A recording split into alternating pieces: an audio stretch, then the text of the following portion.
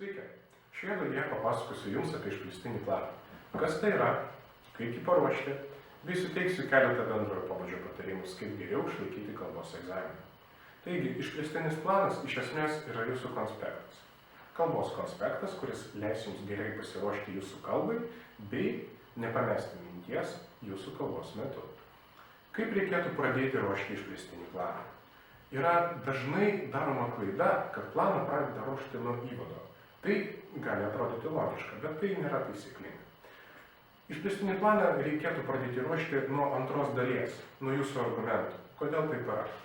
Kai Jūs sudarysite 3 savo pagrindinius argumentus, 3 yra siūlomas skaičius, Jūs galite padaryti daugiau ar mažiau argumentų, priklausomai nuo to, kokia yra Jūsų kalba. Tai kodėl yra siūloma pradėti nuo antros dėstymo dalies? Ogi todėl, kad sukonstravę savo 3 argumentus, Jūs aiškiai matysite savo kalbos struktūrą. Sukonstravę savo argumentus, Jūs aiškiai matysite, kodėl tai įdomu, kodėl tai yra aktualu, matysite problematiką, nes kitaip Jūs savo argumentų net nesukonstruotumėte. Ir Jums liks tik užpildyti tas dalis, kurios priklauso įvadui ir atitinkamai apibendrinimui. Todėl siūlau pradėti būtent nuo antros dalies. Panagrinėkime šios pavyzdžius. Tarkime, antra dalis – dėstymas. Pirmas mūsų argumentas. Knyga leidžia mums mąstyti kartu su autoriumi. Tai yra argumentas. Ir kodėl siūlau įrašyti tik teiginį? Turint omeny, kad tai yra Jūsų kalbos konspektas, Jums nereikia konspektuoti ir rašytis visko.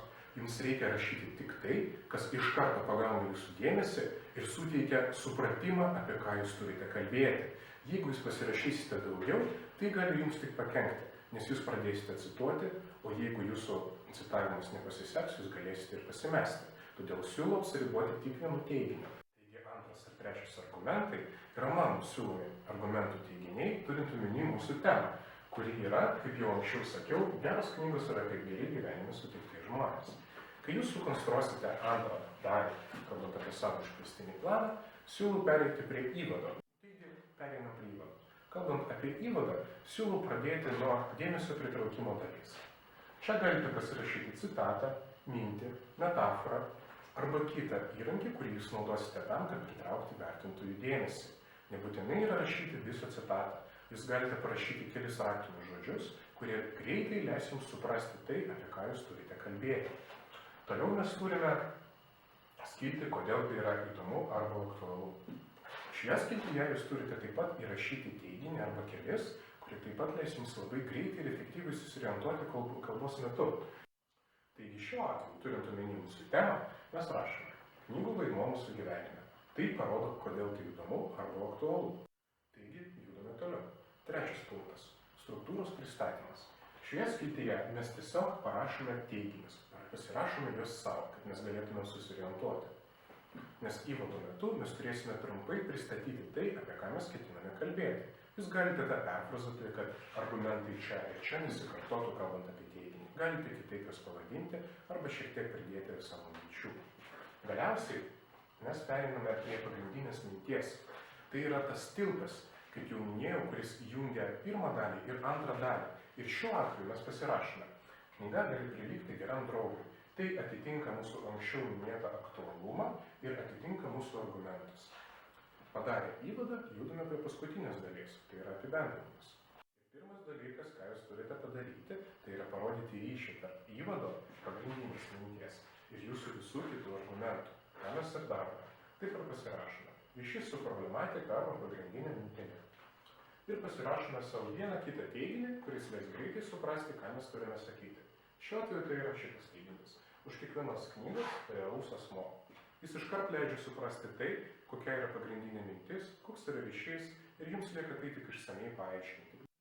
Taigi, einame toliau. Antras dalykas – galutinė išvada.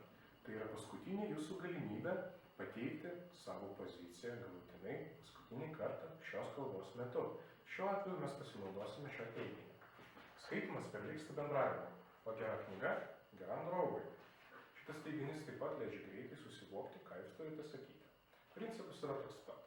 Matote teiginį ir paaiškinate savo žodžiais. Judame toliau.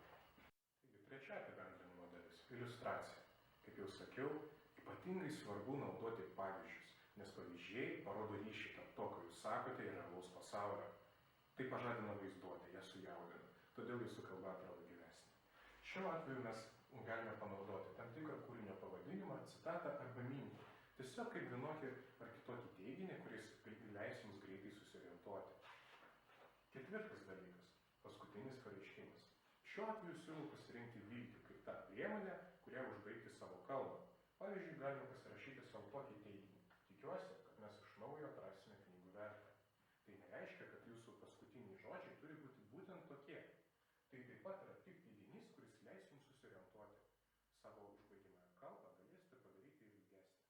Tai yra tik pavyzdys, kuriuo aš siūlau vadovautis tam, kad sudaryti jūsų išplėstinį planą.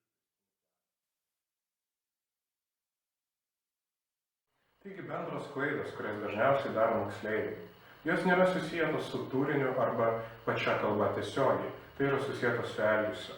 Visų pirma, stovėsena. Labai dažna klaida - moksleiviai nežino, kur dėti savo rankas.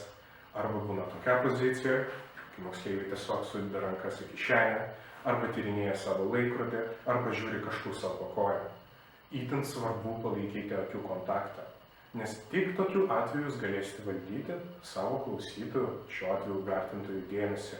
Kitaip neatsiras ryšio tarp jūsų ir vertintojų, ir vertinimas be abejo nukentės. Kitas itin svarbus dalykas yra tas, kad jūs turite kalbėti pakankamai garsiai. Dėl įvairių priežasčių jūs galite nervintis arba nepakankamai pasitikėti savimi, bet patikėkite, vertintojams nėra blogesnio dalyko už tai, negu tai, kai jūs kalbate taip tyliai, kad jūsų neįmanoma išgirsti ir atitinkamai neįmanoma vertinti. Su tuo reikia tikrai padirbėti ir atkreipti ypatingą dėmesį. Galiausiai, taip pat dėl nervų jūs galite per daug judėti, jūs galite vaikščioti iš vienos vietos į kitą. Tai yra neblogai, jeigu jūs esate tą įvaldę. Bet jeigu jūs esate pradedantysis šiuo atveju, kalbu apie viešąjį kalbėjimą, geriausiai pasirinkti vieną poziciją, sudėti rankas, žiūrėti į akis, galbūt rodyti kažką rankom, bet tai yra tas maksimumas, kurio reikėtų apsiriboti, jeigu jūs neturite gilesnių ir rimtesnių įgūdžių, kalbant apie viešąjį kalbėjimą.